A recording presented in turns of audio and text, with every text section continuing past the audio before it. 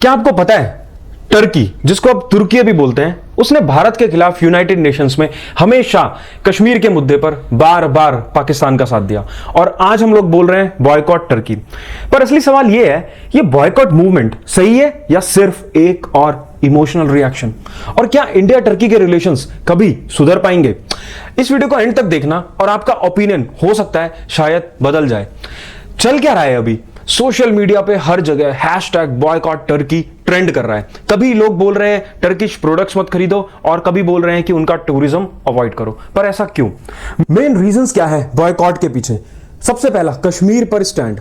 Turkey के president रिसेप Tayyab Erdogan ने हर platform पर कश्मीर को एक डिस्प्यूटेड टेरिटरी बोला।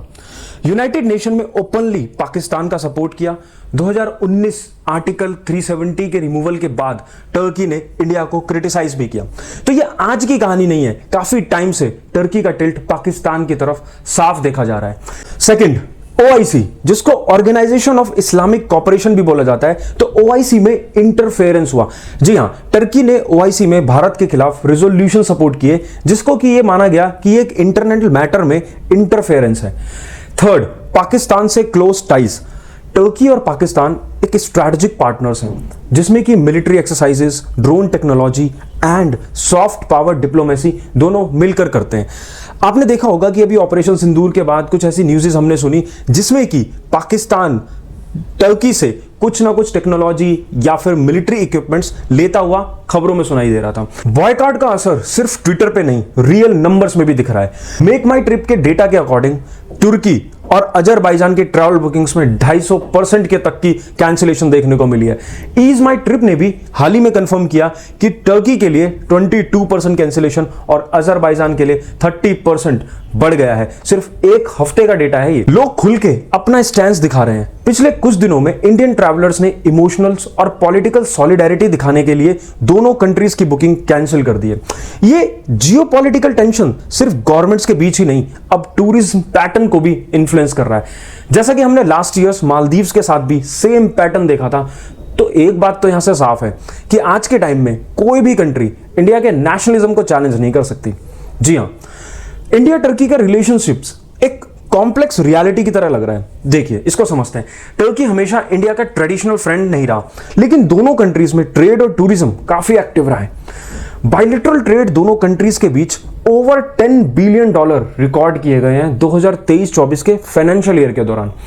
टर्किश कंस्ट्रक्शन फर्म्स के कई मेजर इंफ्रास्ट्रक्चर प्रोजेक्ट्स इंडिया में काम कर चुके हैं, जैसे कि एग्जांपल अटल टनल जो ले मनाली को कनेक्ट करता है, उसके इलेक्ट्रो मैकेनिकल वर्क्स एक टर्किश कंपनी सेवरॉनिक ने किए थे। इंडियन टूरिस्ट्स 2024 में लगभग 3.5 लाख, अगर स्पेसिफिक फिगर की बात करूं तो 3.3 लाख इंडियन टूरिस्ट ने टर्की का सफर किया था, जिसमें इस्तांबुल और कैपाडोशिया सबसे लोकप्रिय डेस्टिनेशंस रहे। डिप्लोमेटिक बात यह है कि हम दोनों एक दूसरे की इकोनॉमी से जुड़े हुए हैं और यह इंटरनेशनल रिलेशंस की सच्चाई है।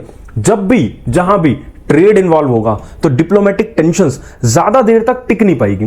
पर इसमें हमें देखना पड़ेगा, थोड़ा वेट करना पड़ेगा कि अभी चीजें कहां तक जाती हैं। कुछ अगर अनटोल्ड फैक्ट्स मैं आप लोगों को बताऊं तो उसमें सबसे पहले आता है एर्डोगन की नियो ऑटोमनिज्म। ये क्या है?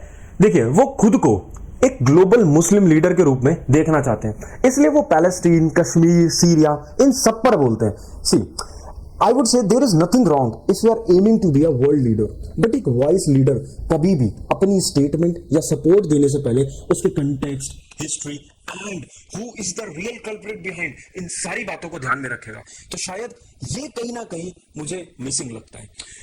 उसके बाद सॉफ्ट पावर बैटल। देखिए, टर्किश टीवी शोज जैसे अर्तुगरुल मुस्लिम यूथ में काफी पॉपुलर हुए, अदर मुस्लिम कंट्रीज में भी। इससे एक कल्चरल इन्फ्लुएंस बढ़ता है। जैसे हमारे टीवी शोज भी हैं जो पाकिस्तान और वर्ल्ड वाइड भी काफी देखे जाते हैं, जैसे तारक मेहता का उल्टा चश्मा, Kapil Sharma show etceteras. India का रिस्पॉन्स क्या रहा? देखो, इंडिया ने ग्रीस, सिप्रस, अर्मेनिया जैसे टर्की राइवल्स के साथ रिलेशनशिप्स स्ट्रॉन्ग किए हुए हैं। Quite a diplomacy, yes it seems quite a diplomacy, but ये गेम इंटरनेशनल रिलेशंस में चलता रहता है। It's very common. Realistic solutions क्या हो सकते हैं इंडिया, टर्की, अजरबैजान टेंशंस के लिए? देखिए, सबसे पहला, इकोनॉमिक काउंटर बैलेंस करने की जरूरत है थ्रू साइलेंट ट्रेड डिप्लोमेसी से। इसमें क्या है, जब किसी देश का पॉलिटिकल स्टांस हमारे खिलाफ हो तो उनकी इकोनॉमी पे सॉफ्ट प्रेशर बनाना सबसे पावरफुल टूल है। जैसे कि एक एग्जांपल, इंडिया ने post Kashmir controversy defence and energy deal science की किसके साथ? आर्मेनिया और ग्रीस के साथ, जो कि तुर्की के राइवल्स माने जाते हैं। सेकंड, बूस्ट करना अपना टूरिज्म टू राइवल डेस्टिनेशन। देखिए, ये इंपॉर्टेंट है समझना, जब पब्लिक सेंटिमेंट हर्ट हो तो उन्हें डायरेक्शन देना बड़ा जरूरी होता है। Instead of just boycotting, promote करना होगा इंडियन ट्रैवलर्स को। ग्रीस, जो कि टर्की का राइवल माना जाता है, सर्बिया, वियतनाम, थाईलैंड जैसी कंट्रीज जो कि न्यूट्रल है बट काफी पॉपुलर डेस्टिनेशंस हो जाती हैं। देखो, ये क्यों जरूरी है? पब्लिक की तरफ से जब भी ट्रैवल बॉयकॉट देखा जाता है तो वो सक्सेसफुल तभी हो सकता है जब उसे चैनल्ड किया जाए अदर क्लियर ऑल्टरनेटिव के साथ, सो दैट जिस कंट्री को हम बॉयकॉट कर रहे हैं उन्हें समझ आए कि इस कंट्री की, इंडिया की डिपेंडेंसी हम पर है नहीं इतनी। थर्ड, सिटीजन लेवल अवेयरनेस की ज्यादा जरूरत है, ब्लाइंड हेट की नहीं। बॉयकॉट के नाम पे कम्युनल या इमोशनल फायर स्प्रेड करने से ज्यादा पावरफुल है इन्फॉर्म्ड अवेयरनेस। जी हां, 2020 में जब फ्रांस ने रेडिकल एक्सट्रीमिज्म पे क्रैकडाउन किया तो कुछ मुस्लिम मेजॉरिटी कंट्रीज ने फ्रांस प्रोडक्ट्स को बॉयकॉट का ट्रेंड छेड़ दिया, लेकिन फ्रांस ने अपने स्टैंस को बहुत ही क्लियरली एक्सप्लेन किया और तो उन्होंने इसको समझा, सपोर्ट किया, बिना हेटर्ड फैलाए। वही अप्रोच हम इंडिया में भी फॉलो कर सकते हैं कि अगर किसी कंट्री ने पाकिस्तान को सपोर्ट किया है तो हम यूनाइटेड नेशन की वोट हिस्ट्री, ट्रेड डेटा और डिप्लोमेटिक पैटर्न्स को समझें और लोगों को समझाएं ताकि वो अवेयर हो सके और ना कि सिर्फ रिलीजन के नाम पर एंगर फ्यूल करें। फोर्थ, डिप्लोमेटिक चैनल्स को क्वाइटली ओपन रखना बहुत जरूरी होता है। ऐसे में इंडिया ने टर्की के पाकिस्तान सपोर्टिंग स्टैंस के बाद भी अंकारा, जो कि टर्की का कैपिटल है, वहां अपना एम्बेसी फंक्शनल रखा है, क्योंकि बैकडोर डिप्लोमेसी ही लॉन्ग टर्म सॉल्यूशंस का रास्ता होती है।